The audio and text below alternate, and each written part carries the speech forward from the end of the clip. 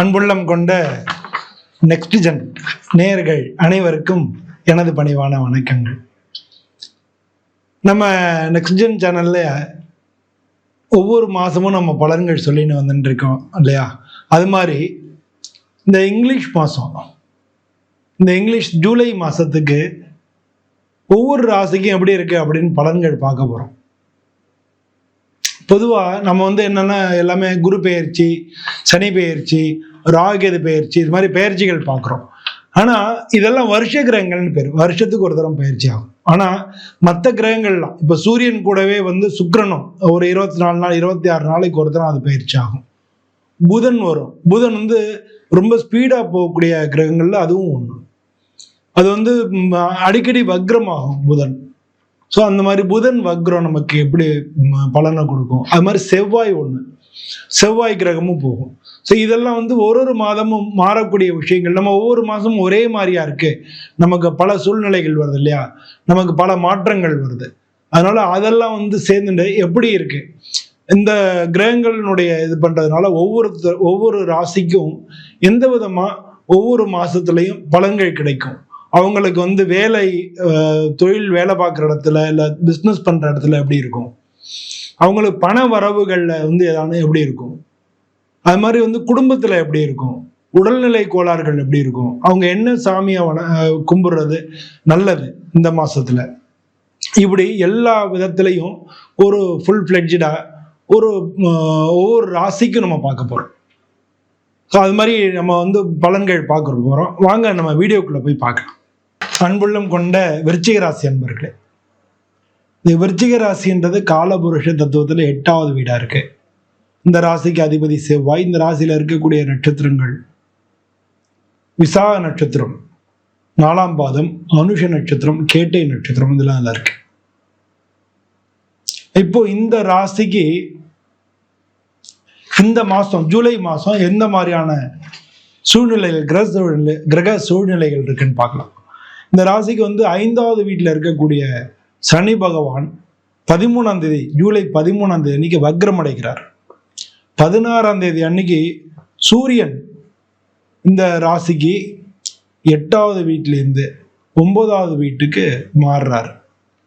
Already 8வது வீட்டில் குரு பகவான் வேற இருக்கார். 18ஆம் தேதி அன்னைக்கு 9வது வீட்டில் இருக்கக்கூடிய புதன் வக்ரம் அடைகிறார். 26ஆம் தேதி அன்னைக்கு இந்த ராசிக்கு 7வது வீட்டில் இருக்கக்கூடிய சுக்கிரன், ஏற்கனவே 8ல் குரு இருக்காரு, அவர் கூட போய் சேர்ந்துக்கிறார். 28ஆம் தேதி அன்னைக்கு செவ்வாய் இந்த ராசிக்கு லாபஸ்தானத்துக்கு வரார், தொழில் ஸ்தானத்து லாபஸ்தானத்துக்கு வரார். இது உங்களுக்கு எந்த விதமான பலன்களை ஏற்படுத்தும் அப்படிங்கிறத நம்ம இந்த மாசத்துல எந்த விதமான பலன்களை ஏற்படுத்துன்றதை பார்க்க போறோம். பொதுவாக உங்களுக்கு இந்த விருச்சிக ராசிக்கு அதிபதி செவ்வாயா இருக்கார். ஸோ இந்த ராசிக்கு தொழில்காரகனும் சூரியனா இருக்கார். ஸோ வேலையை பொறுத்தளவுல இந்த மாதம் பலவிதமான மாற்றங்கள் வர்றதுக்கான சான்சஸ் அதிகமாக இருக்கு. ஏன்னா இந்த மாதம் முதல் பாதியில சூரியன் 8வது வீட்டில் இருக்கார். அதுக்கப்புறம் பார்த்தீங்கன்னா அவர் உங்க ராசிக்கு 9வது வீட்டுக்கு வரார். 9வது வீடு அப்படிங்கிறது உங்களுக்கு வெற்றிகளை அளிக்கக்கூடிய பாக்கியஸ்தானத்து, வெற்றிகளை அளிக்கக்கூடியது, பலவிதமான புதிய தொடர்புகள் மூலமா நமக்கு லாபங்களை கொடுக்கக்கூடியது. இது மாதிரி 9வது வீடுன்றது திரிகோண வீடா இருக்கு. ஸோ அதனால அது உங்களுக்கு நல்ல விதமான வளர்ச்சியை ஏற்படுத்தும். உங்களுக்கு 5வது வீட்டில் இருந்த சனி பகவானர் மனசுல ஏதாச்சும் ஒரு கவலைகளை நெய்ன்னு கொடுத்துக்கிட்டே இருந்தார். இப்ப அந்த சனி பகவான் வக்ரமாறதார மனசு கொஞ்சம் உற்சாகமாகும். உங்களுக்கு கவலைப்பட வேண்டிய விஷயம் என்னன்னா, குரு பகவான் உங்களுக்கு 2வது வீட்டுக்கு 5வது வீட்டுக்கும் அதிபதி வரக்கூடிய குரு பகவான் 8ல் மாட்டிருக்கிறது தான். அதனால பொருளாதார ரீதியா உங்களுக்கு வரதுக்கு எல்லாமே டிலே ஆகும். பொருளாதாரம் எங்கேயான போய் முடங்கிடும். இதான இடம் வாங்குறேன், நிலம் வாங்குறேன், அது வாங்குறேன்னு சொல்லி ஏதாச்சும் ஒன்றுல போட்டு பணம் அங்கே லாக் ஆகிடும். அதை நீங்க எடுத்து பண்ண முடியாது. ஸோ பொருளாதார ரீதியாக உங்களுக்கு ஒரு சில சிக்கல்கள் இருக்கத்தான் செய்யும். இந்த மாசத்தை பொறுத்தவரை உங்களுக்கு உற்சாகமா இருக்கும். வேலைகளையும் உற்சாகமாக இருக்கும். வேலைகளை எல்லாரும் வந்து உங்களுக்கு சப்போர்ட் பண்ணுவாங்க. உங்கள் ராசி அதிபதி வேற லாபஸ்தானத்துக்கு வராரு. அவர் தொழில் ஸ்தானத்தில் கேதுவோட சேர்ந்து இருந்ததுனால உங்களுக்கு மனசுல கவலைகள், ஒரே வெறுப்பாக இருக்கும், வாழ்க்கையே வெறுப்பா. அதெல்லாம் வந்து மாறும். அதெல்லாம் மாறுறதுக்கான வாய்ப்புகள் நிறையா இருக்கு. பட் எப்படி இருந்தாலும் வந்து இந்த காலகட்டங்களில் கொஞ்சம் உங்களுக்கு கஷ்டமான காலகட்டங்கள் தான் நடந்துட்டு இருக்குன்றதை நான் மறுக்கிறதுக்கு இல்லை. ஏன்னா ஒரேடியா வந்து நம்ம ஆகா ஓகுன்னு சொல்லி தூக்கி சொல்றதுன்றதுல நீங்க வந்து நிஜம் என்னன்னு தெரிஞ்சுக்கிறதுக்காக தான் அதை பாக்குறீங்க. அதனால உங்களை நான் எந்த விதத்திலும் டிஸ்கரேஜ் பண்ணலை. ஆனா பிரச்சனைன்னு வராத வாழ்க்கை யாருக்குமே கிடையாது. ஸோ ஒரு மாசம் பிரச்சனை வந்து அந்த கிரகங்கள் அடுத்த மாசம் மாற போறது, அடுத்த மாசம் சரியாயிடும். ஸோ அப்போ வந்து பிரச்சனைகளை வந்து நம்ம எதிர்கொள்றது தான் வாழ்க்கை. ஸோ இந்த மாசத்துல நம்ம ஏதாச்சும் பண்ணலாம் அப்படின்னு நம்ம நினைச்சிருந்தோம்னா அதை கொஞ்சம் வந்து தள்ளி போட்டுக்கலாம். ஸோ உங்களுக்கு அதை பாசிட்டிவா நீங்க அதை எடுத்து மூவ் பண்ணணுன்றதுக்காக தான் இவ்வளவும் பேசுறேன். ஸோ அதனால இந்த மாதிரி விஷயங்கள் எல்லாத்தையும் பாசிட்டிவா எடுத்துங்க. பொருளாதார ரீதியாக இருக்குது, ஒர்க் ரீதியாக உங்களுக்கு நல்லா இருக்கும், நல்ல பேர் கிடைக்கும், கூட இருக்கிறவங்க ஹெல்ப் பண்ணுவாங்க. அது மாதிரி நல்ல அதெல்லாம் லைஃப் வந்து ரொம்ப ஜம்முன்னு போயிட்டு இருக்கும். அதெல்லாம் வந்து எந்தவான பிரச்சனை இல்லை. இந்த ராசிக்கு உள்ளவங்களுக்கு திருமண வாய்ப்புகள் வந்து ஆல்ரெடி வந்திருக்கும். இந்த மாச கடைசியில தான் சுக்கிரன் வந்து மாறுறாரு. அது மாதிரி களத்திரஸ்தானம் 7ஆம் இடத்துல இருக்கிறதுனால பல பேருக்கு வந்து இந்த மாசத்துல திருமண வாய்ப்புகள் வந்து கூடி வரும். உங்களுடைய பார்ட்னர் கூட இருக்கிறவங்கலாம் நிறைய பேர் உங்களுக்கு ஹெல்ப் பண்ணுவாங்க. அதெல்லாம் வர உங்களுக்கு நல்லதா இருக்கும். பட் எப்படி இருந்தாலும் செலவினங்கள், குடும்பத்துல வீடு சம்பந்தமான செலவினங்கள் அதிகரிக்கும். ஏதானும் ஒரு இடத்துல போய் பணம் மாட்டிருக்கும். ஸோ அந்த மாதிரியான சின்ன சின்ன பிரச்சனைகள் மட்டும்தான் உங்களுக்கு பாதிப்பான விஷயமா இருக்கு. மற்றபடி வந்து இந்த மாசம் வந்து எல்லாமே நல்லா இருக்கு.